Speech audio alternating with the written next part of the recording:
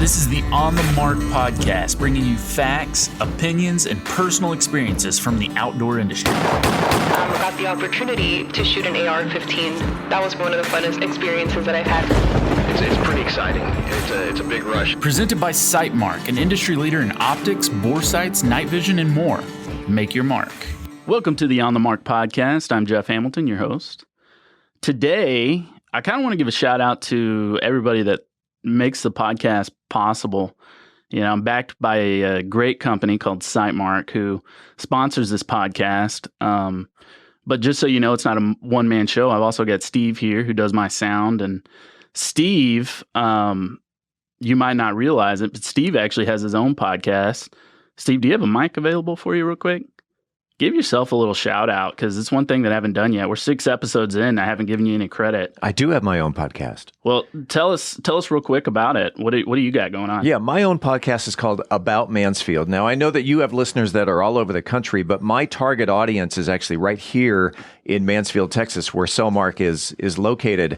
We do local news. We bring in guests to talk about, just like you're about to interview a guest, and we bring in business owners or politicians, people who are on the city council or the school board, or just people who have an interesting story. So that's what we do. Absolutely. So if you are a local of DFW, and I say DFW because in the Mansfield podcast, he also covers weather and stuff like that, all things that might affect you, even if you aren't directly in Mansfield. You should check out the Mansfield podcast and give Steve some love because he is one of the main assets that help get this show rolling on a weekly basis. So now that we got that out of the way, I got to introduce our guest for today. Her name is Rainie Tucker, and she's from Sportsman Outfitters out of Longview, Texas. Rainie, how are you doing today? Hi, I'm good. Good. Well, tell me a little bit about yourself. How did you get started with Sportsman Outfitters? Well, I was actually a veterinarian technician for a while, and then I decided that I really wanted to continue my passion of hunting. So I was like, why not? Why don't I just try to work in a firearms store? So that's kind of how it started out. I knew nothing about guns, really. I knew calibers and whatnot, but I didn't know anything about guns. Yeah. And whenever I started working there, I was like, I'm going to try to really know about firearms, how to use them, kind of break them down, know the parts and kind of the guts that makes them into what they are. And I ended up getting better as I worked there. I mean, I worked myself up to be the manager, and being a female in a firearm store is kind of intimidating to some people, but Sure. I mean, I worked to get there, so it wasn't easy. Yeah. So you came from a veterinarian background. Mm-hmm. Are you anything like my mom was when we went? We used to go dove hunting all the time. In fact, my mom took me dove hunting. For my first dove hunting trip was with my mother when I was really young, and I remember. My mom was really terrible at telling which birds were which, even though like dove has such a distinct flight pattern. But she would always end up shooting field larks. And there were many times where she would wound a field lark and it wouldn't die. And she would run out and try to like nurse it back to life. We'd end up having this field lark in our living room for like a week trying to nurse it back from hell. So she would shoot it and then go try to save it afterwards. And for those of you that are looking at the legality side of things, she did not shoot field larks. I was lying about that. But did you ever have any scenarios like that where you like wounded an animal and were like, I gotta help this animal now? I mean, yeah, like if a dog was like hit by a car or something, I was that person that would be like, oh, let me try to save you. But then financially, it's like, this isn't my dog. Right. Yeah, exactly. And let me try to find your owner. This is a stray. But yeah, I always brought dogs home. It got annoying, but Yeah. I always had like a hunting side too. So it was kind of like a contradiction. I would nurse animals back to health, but then I would also hunt very heavily. So it was kind of defeating the purpose. Sure. Well, you talk about, kind of being a woman in the firearms industry. When you early on, and maybe even still now, did you get a lot of those guys who just completely overlooked you at first and thought maybe you wouldn't know what you were talking about? Mm-hmm. And was that something you had to fight a lot? I did. It was hard. Even from being in a small town, everybody knows everybody. Mm-hmm. It was like I came into this store as, they're they're regulars, and they come in for certain people, and they ask for certain people. Yeah. And, after a time, I would have a lot of people, and I still have it now, being the manager, and there's a lot of people that come in and ask for me. Yeah. But I still have people now that will call and say, can I have a guy at the gun bar? Yeah. And it's just like, yeah, what do you, I get pretty cocky with it, and I'm like, yeah, what you need? Yeah. And they're like, oh, well, yeah, do you have a blah, blah, blah? But I used to, whenever I had some, most of my guys know that if they have questions or anything, they would come to either me or Shelly. Yeah. And we're the women up there, so, like, nobody will ever come to us first about anything. But I'll watch them. I'll watch some of the customers that just bypass me, and they'll go ask, a ungodly question like, what suppressor will be good for my 5.56? And none of the guys mess with the cans but me and Shelly. And they'll be like, oh, that girl over there, you go talk to her and ask her about that. And then they'll just kind of look at me and be like, that 5'3" looking blonde girl over there, you kidding? Yeah. But I get that all the time. But I've had a lot of, like, hate feedback off of it on, like, they don't want to talk to me. Or I've got, like, oh, you really? Yeah. You're going to talk about guns? That's hot. That's cool. Yeah. It's a normal thing. So it's just kind of, I'm used to it now. Yeah. So I've kind of earned my respect a little bit. Yeah. What do you think it is? Is it the mindset from a men's perspective of, like, oh, women aren't going to know how to use this equipment? Or like, that's so funny to me. Because even, like, personally, so I would say that I'm not guilty of this, but literally 2 weeks ago, I was playing with a new product we have here at Sightmark, which I can't go into great detail about, but I was getting some through device image with it, and my wife was like, oh, I want to go shoot a pig. And I was like, okay, great. Well, I'm going to run this one because it's brand new, and you run this one. And she was like, no, I want to run the new one. I'm like, babe, you're not going to know how to do it. She's like, let me see that. And, like, literally within 30 seconds, she was like, okay, this is how you do this, this, and this, and it's perfect. I'm like, wow, yeah, that is exactly how you do it. I can't do it any better than that. I was like, it's literally, there's nothing that goes into it other than knowing the products and knowing how they operate. It's like the guys that are on this high horse about this stuff they need to understand it's not because you possess some special ability that nobody else can. Just read. Yeah. Just like this actually happened with one of the Sightmark 5.56 and 2.23 bore sighters. Yeah. I had a customer that says, do y'all have a AR-15 bore sighter? Yeah. And we have the specific bullet ones like that. Right. And I said, okay, yeah, what caliber are you looking for? And he was just like, an AR-15. And I was like, oh, okay, well, we have multiple calibers of that. Yeah, sure. So comes in, and he ends up getting it. And he looked at me, and he was like, was I on the phone with you asking about this bore sighter? Yeah. And I said, yes, sir. He goes, do you know what an AR-15 is? I said, yeah. He said, it's only a 2.23. I said, no, and I'm pretty sassy, and I say, no, actually, it's 2.23, 5.56, 6.5 Grindle, 6.8, 7.62. I just went off. Yeah. And I was like, I have nothing to lose. You're buying a $20 bore sight. Right, so if I piss you off, I'm sorry, but... No, but he needs to know, too, because he sounds like an idiot every time he opens his mouth. That's like a daily thing. And, guys don't like being told what to do, especially by women in the firearm industry. Yeah. So, and I'm just that kind of person that's like, no, I'll put you in your place. Yeah. I kind of have a backbone about it. So it came over time. Yeah. But yeah. That's funny because... never mind. I was going to talk about David Chipman because he also thinks that a 5.56 is a AR-15.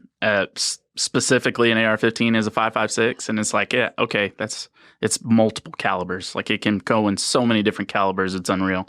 But anyway, we'll steer away from that because I know you're not like a huge fan of diving into political stuff. But I understand like how they just. With the political thing, I watched, the old movie SWAT. Yeah.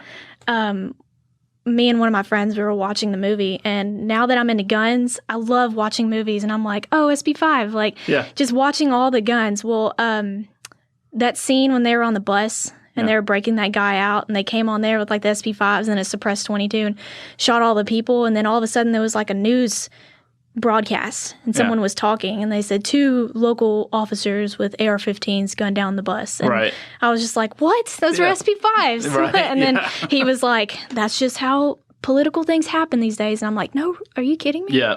Yeah, they try to sway public opinion by reporting whatever it is that fits their narrative, whether it's accurate or not. It's ridiculous. But for women in the industry, you know, I didn't really realize that there was so much, like, what's the word I'm looking for here? Just men discrediting women and their knowledge of firearms. Degrading. Kind of degrading until I actually started working here. And it wasn't because of my company or our values, but we do a lot of trade shows here. And I had never done a trade show until I started working here. And my first trade show was Texas Trophy Hunters, and it was phenomenal. I had a lot of blast doing it.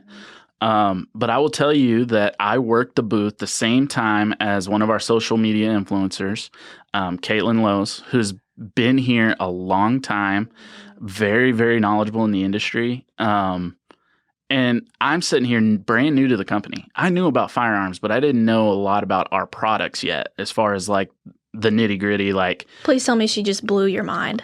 No, she blew my mind. She blew my mind before that because I'd known her before that. I'd met her a few times before the show. So I knew that she was super knowledgeable. But at the show, we're both standing there at the end of our booth, right? And man after man would walk right past her and then come up and talk to me and ask me specifics about our products. And about 45 minutes into it, like, nobody had directly asked her any questions yet. And she comes over to me and she's like, people are just continuing to like walk by me, and, you know, like, it's kind of insulting. And I was like, yeah, I don't know a single thing about any of these products. Like, if I'm being honest with you, like, I'm out here just, you know, talking, you know, whatever I can, speaking to what I do know. But knowledge-wise, she was way more knowledgeable than I was. And I ended up directing a lot of people her way because I'm like, no, who you need to talk to is her. Because she knows a lot more about it than I do, especially about the specs and everything like that. I can tell you, you know, this is an awesome scope, but any Joe Schmo could have told you that. I'm like, why would you come seek me out for that opinion? Why don't you go talk to her and learn about the actual applications you can use this for, or, you know, the best specs and stuff like that. But it kind of blew me away to get to kind of experience that on the flip side. I'm like, these guys are immediately thinking, I know way more about the products than her. I was like, that's not the case at all. She's very intelligent. Yep, that's every day. Yeah.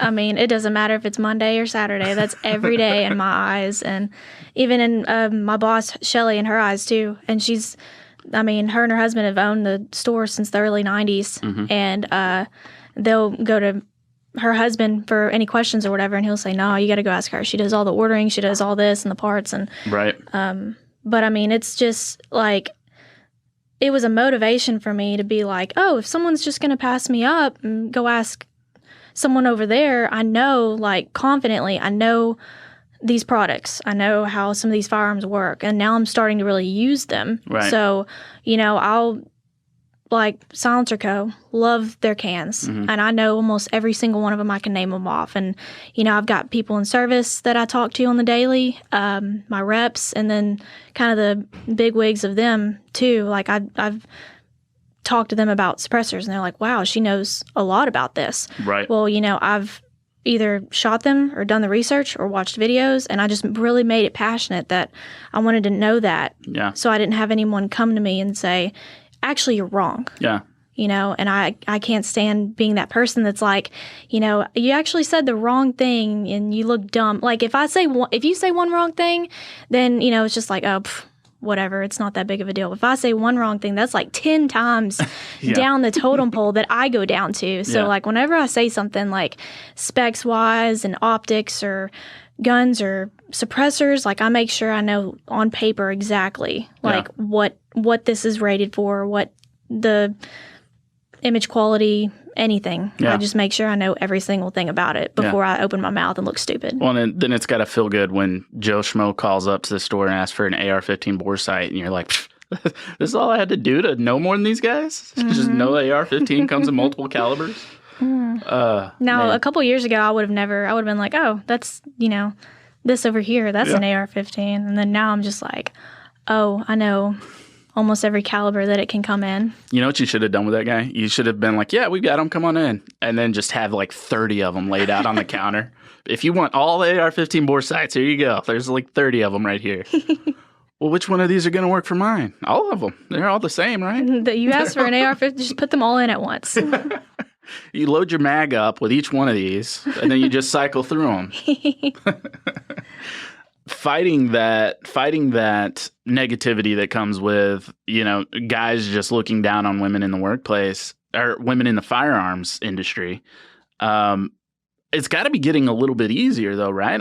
Because there's so many women that are joining the firearms industry today, like an insane number of women, just whether or not you look at the new background checks for firearms purchases coming from women, a lot of defensive like handguns and stuff like that have been happening. It seems like there's more and more women kind of flocking to the firearms industry today. I would think that some of that's starting to ease up a little bit. Not really? Like, you mean just by like being a stereotype, like they don't know anything? Right, yeah. Or, well, it can be. So a lot of women, like ever since, COVID happened and the election and everybody's coming and buying firearms and everything, like I'm a person that I will not push you for a sale, but I'll make sure that if you like this caliber, if you like the way this gun is, the Smith & Wesson EZ 9 and 380 has been perfect for people. Right. Everyone loves it. Yep. But, is that the right firearm for you? Right. Like, if you've never shot in your life and this 9mm EZ that your husband bought you with the safety is easy for you to use, but have you ever shot a 9mm before? Right. That's a big deal. Yeah.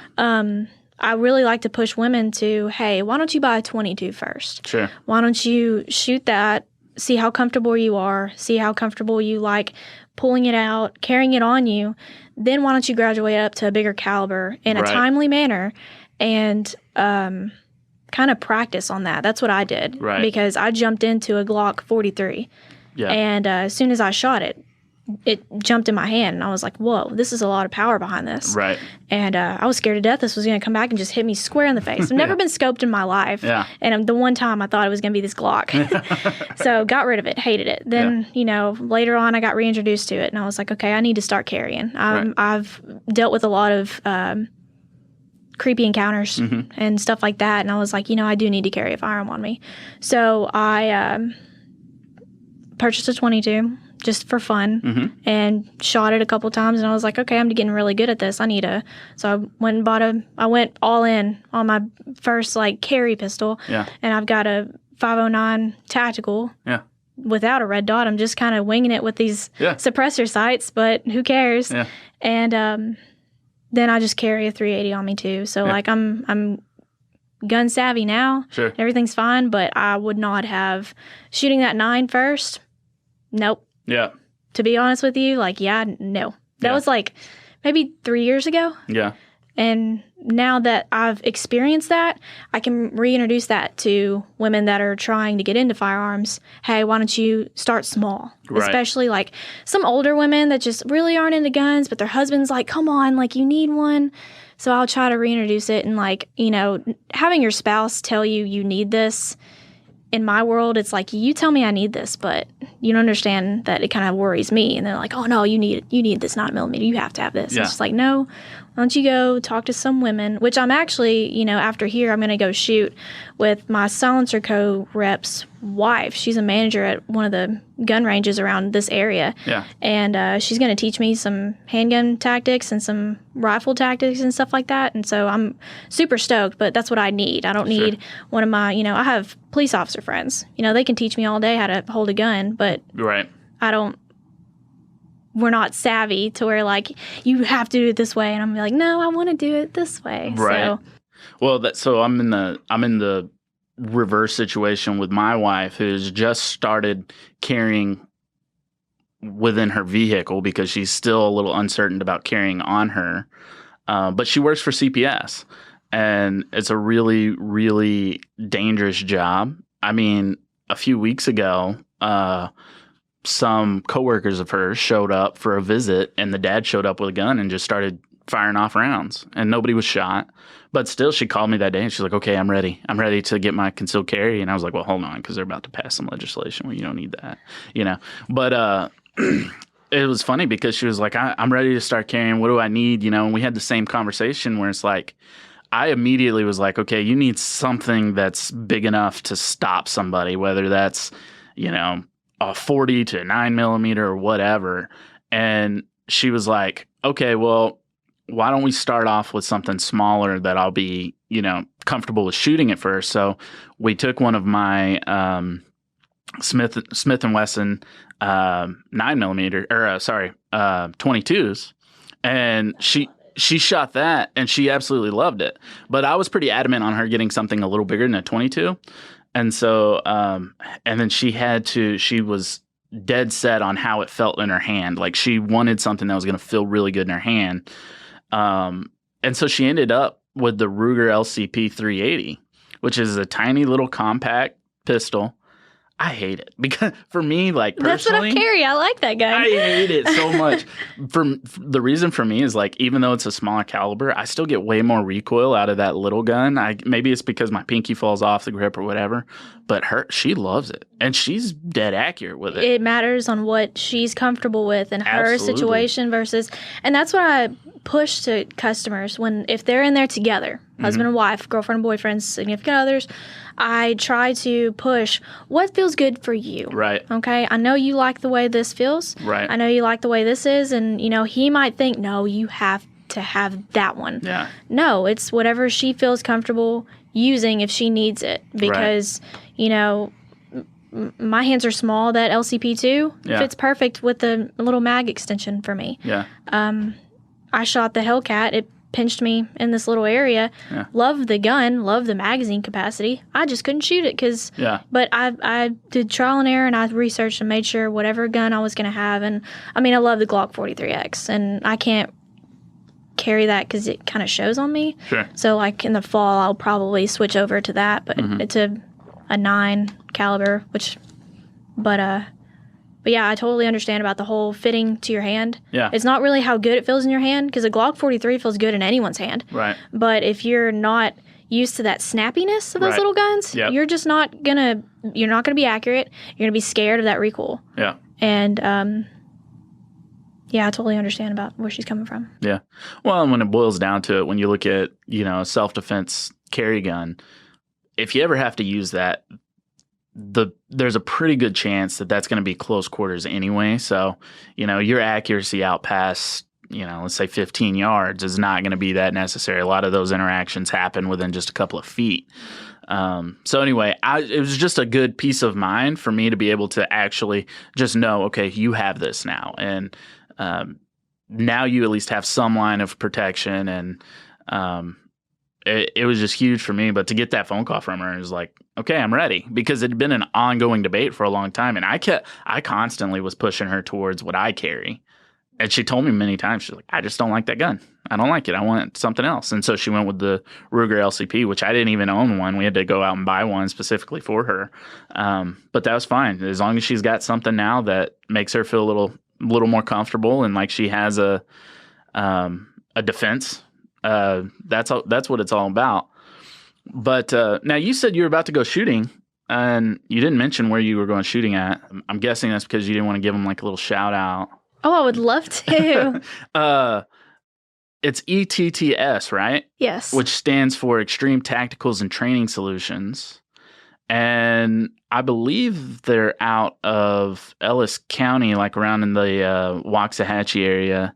I think maybe Maypearl is actually where they're at. I haven't personally been out there, but I haven't either. You haven't either? This would be your first time? Yeah, I'm excited. I was actually talking to my silencer co-rep, and he's been there for about 5 months, and we were just talking, and I was like, yeah, I just really want to go train with a woman. Like, I just want to talk to another girl in the gun industry, just to, talk about guns and to shoot and stuff like that. And he was like, this couldn't be any more perfect, because you're already going to go up there to Sightmark and have this podcast. Yeah. My wife is a range manager at this range, and I was like, oh, perfect.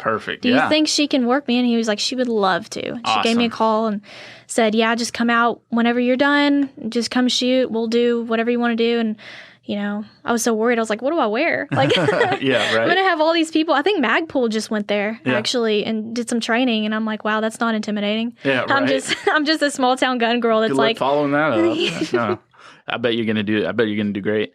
do me a favor and do a little scouting report while you're out there, because I haven't been there.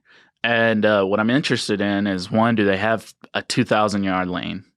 Because I think it's 1250. Is it 1250? Is the farthest. Okay. When I Yeah, we used to go here at the company. We used a local range that had a 2,000-yard range for a long time, but they just recently got the entire place shut down because of a property dispute with. They had the property they owned for the range. The 2,000-yard range shot over a family's property line, and they had an agreement in place that like it wasn't an issue. But then, somewhere along the lines, there was some issues with the family getting mad about, or the other things within the family, and they ended up shutting the whole thing down. And then that affected the access to be able to get to the range. And so the whole range had to shut down. So temporarily we haven't had access to a 2,000-yard range. So we've been keeping our eyes open to see, where there might be a good place to do that. Yeah, I'll definitely get some information when I get there. Yeah, but even if they don't, still give me some feedback and let me know, kind of how the range is in general, because that's really not that far from here at all. We would be able to go down there and I know, shoot. this was perfect. Like the timing and everything was just perfect on where I was going to be in this area. Yeah, terrific. The other thing that I had on the list here to talk with you about is just digital optics and the increase in popularity for those. The reason I wanted to talk to you about them is because we can sit here and talk about your battles against stubborn men all day long in the firearms industry. But what really gives you some credibility is your knowledge in the thermal and night vision side of things. Do you use a lot of these types of products? Yes. On a regular basis? I have a Pulsar Trail, the first generation LRF, the XP50. Yeah. That I haven't updated yet. But my gosh, I love that unit. I mean, it is heavy. It's all of 21 ounces, I believe. Yeah. And it's all there. But it's nice because I'm that one in the group that can be like, oh, y'all think that it's about 150? Well, psych, it's 300 yards. Right. Yeah. And even from selling them, I get my customer base and I say, what are you looking for in a thermal? And most of the time in East Texas, we just have tall pine trees and watery river bottoms. So, you're shooting close. Right. You're not going to be needing that.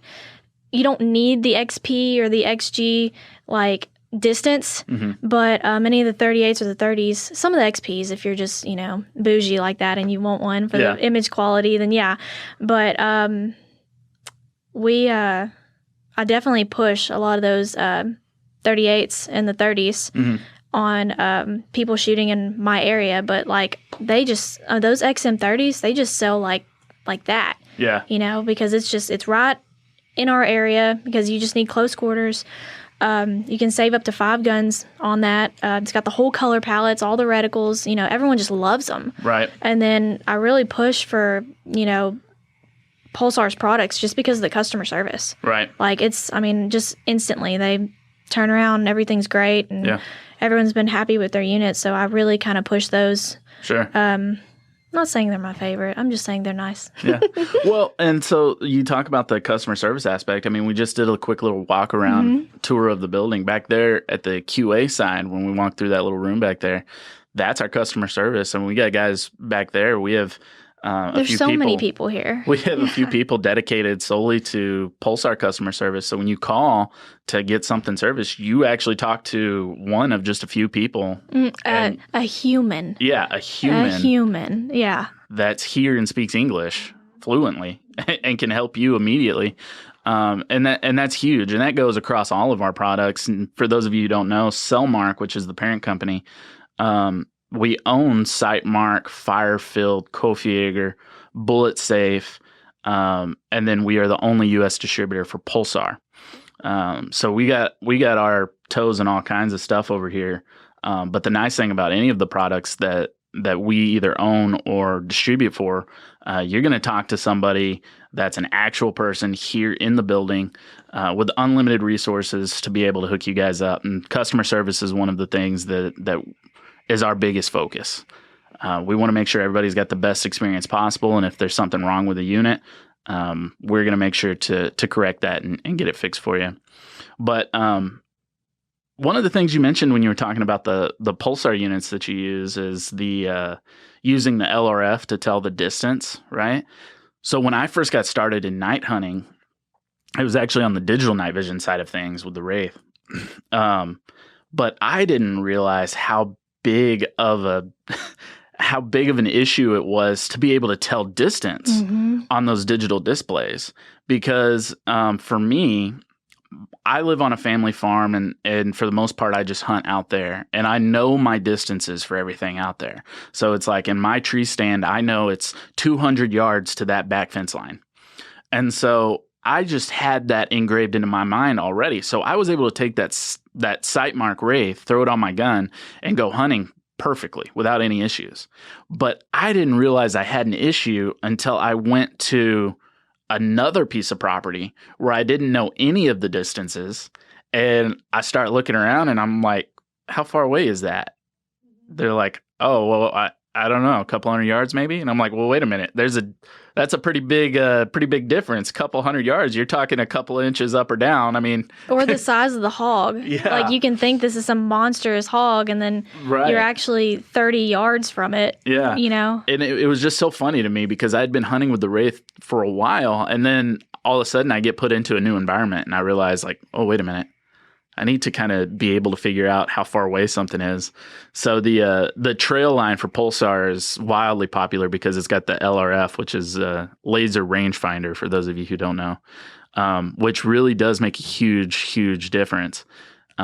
Personally, under Pulsar, my favorite optic just for the aesthetics is the Thermion. I just like that housing a lot better than to me, I'm not really into the like futuristic look of the trail. That just doesn't get me going. But I like the housing of the Thermion, but I'm just like, I would love it to have an LRF on there, you know. So we'll see if something like that comes down the line eventually. But I like the shape of the scope feel. Yeah. Some people like, you know, in my neck of the woods, hog hunting is just huge. Yeah. The only thing that's like hurting them is just ammo resources. Right. But I've got a lot of the younger guys that love that trail that they can just pop off and use as a handheld. Right. Stick it back on. So they'll hunt for old Sony 2008 shaped cameras. Yeah. In that and just pop it on and off and hold it. Right.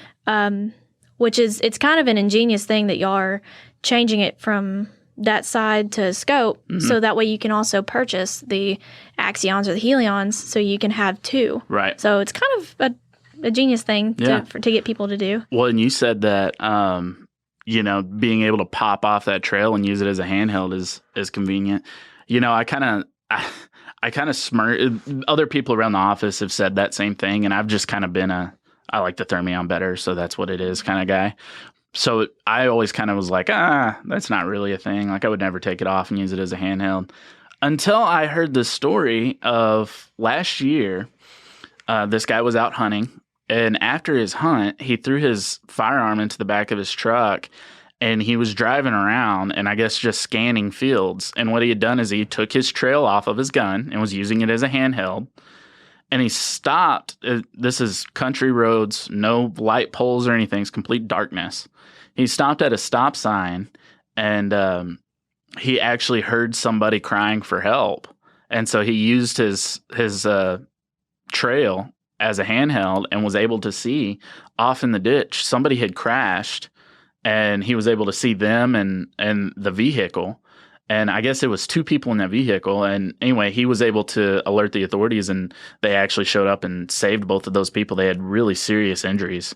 They saved both of those people. And I was just like, oh my God, I keep laughing at everybody saying they're going to take this off and use it as a handheld. Because for me, I'm like, I don't want to do that. But then I hear a story like that and I'm like, holy crap. Like I wouldn't even think about that. When I think of these items, I think of just hunting, you know, and I'm like, oh man, there's a whole bunch of uses for these that I don't even consider. Especially with the handhelds, like any of the Axions, I mean, the price points are very affordable for thermal imaging. Yeah. And I've talked to a lot of customers that are kind of looking for handhelds. I'm like, you don't have to use this for hunting. When I'm outside at the house, if I hear my dogs bark, I can just throw my thermal up, look around, see if there's an armadillo out there, and my horses, and then I just put it back on because, it's something that will produce heat. You can see immediately, but night vision, you are distanced to where you can see, but someone can hide behind a tree, but you can see the footsteps to where they've hid behind there with thermals. You got to have some good, for all the night hunting you do, you got to have some good stories, don't you? I really don't have crazy night hunting stories. I just have if there was Nobody likes to admit their failures. Let me start off with one, a personal failure of mine night hunting, and then we'll see if you can relate in any way. For me, nothing seems to ever go right. Nothing ever seems to go to plan. And when things do go to plan, everything is perfect. Somehow I still find a way to fuck it up. And my best example of this is I had a group of hogs coming out and digging up in our fields 50 yards from my stand just recently. And they came night after night. They've been coming out at 10:45 right on the dot. 10:45, they're there. It was automatic. And I've never seen pigs on such a, I'm not baiting them in or anything. They're just doing this on their own. I've never seen them be that systematic before. Normally it'd be between 10 and 2 that come out. These ones 10:45 every single night. And I'm okay, they're going to be out there at 10:45. So I show up, I get my stand at 9. But before I had walked to my stand, I parked my truck and I realized that I had not charged my AR. And so I was crap, this is going to make a crap ton of noise if I get up in the stand, then I do it, right? So in my truck with the back door open, but the gun's still in the truck. So because I parked about 100 yards away from where my stand was going to be, but I still didn't want to make very much noise. So I'm I'm going to charge the AR inside my truck, right? So I pull back the charging handle, and then I know through past experiences, if I let that charging handle go slowly back in, it doesn't seat the bullet all the way in, right? I've been there. Oh, so frustrating, because there's nothing worse than having the perfect shot on a pig, pulling the trigger and just hear click. Because there's nothing you can do except for recharge, and it's you lose another bullet. There goes $1 on the ground. Yes, charging that, and yes. So I'm in the back of my truck, and I'm okay, I'm gonna do this, but I know I've got to let it slam forward.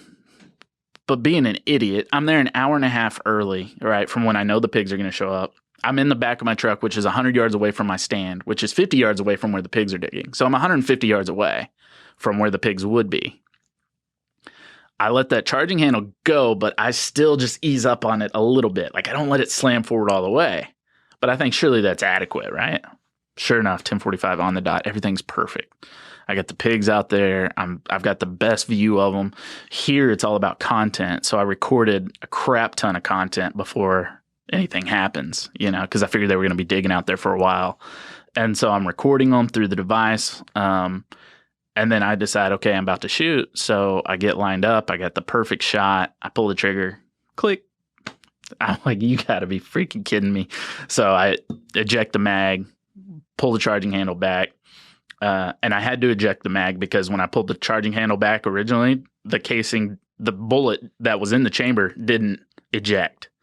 So, yeah, so I still had a live round in the barrel. All and of so this is just pitch black at night. Yeah. If I had let go, I would have put another bullet behind the bullet that's already in the chamber and would have just screwed up everything. So I had to eject the mag, pull back the handle, recharge it, and then hopefully shoot. But, by that time, there's no pigs left. I mean, they've heard me at this point, and they ran off. So that was my big, epic, I can't believe I just screwed up that bad scenario.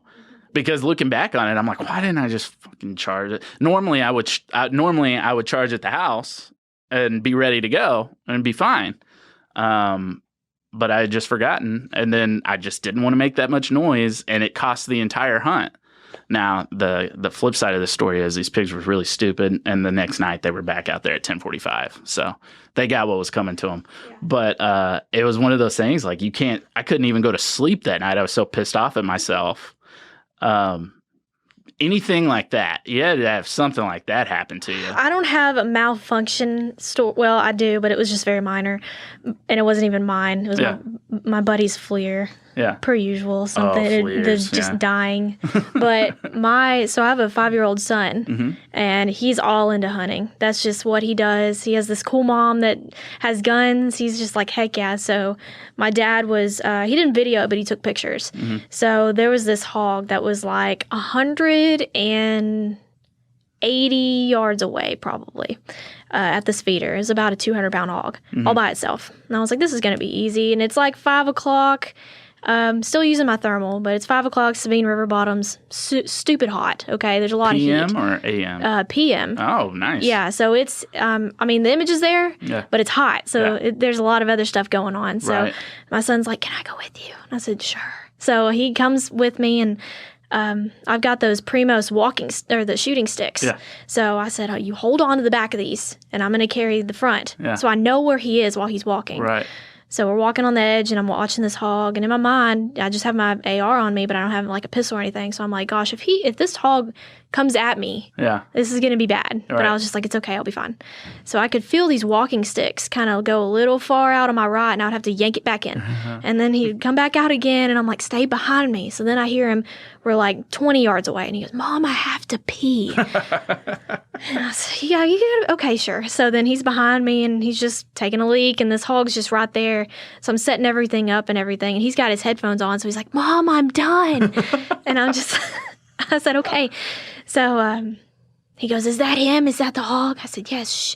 So I end up shooting him, and he drops. Yeah. I shot him right behind the head at 142 yards. Yeah. It was a perfect, clean shot. Couldn't have gone any better. So I just sat there and waited, and he goes, is it dead? And I said, yeah, well, we just have to wait a second. Okay.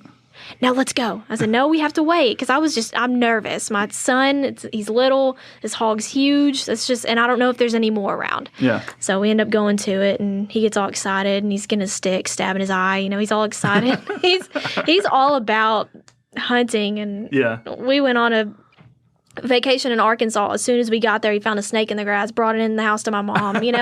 He's all boy, and on my Instagram, on my bio, it says mother to the famous outdoorsman Rainey Tucker. Yeah. He's all there. He hunts, fishes, does everything. My customers and reps love him. He's just this, he's going to be Jim Shockey's next apprentice. I'm pushing for that.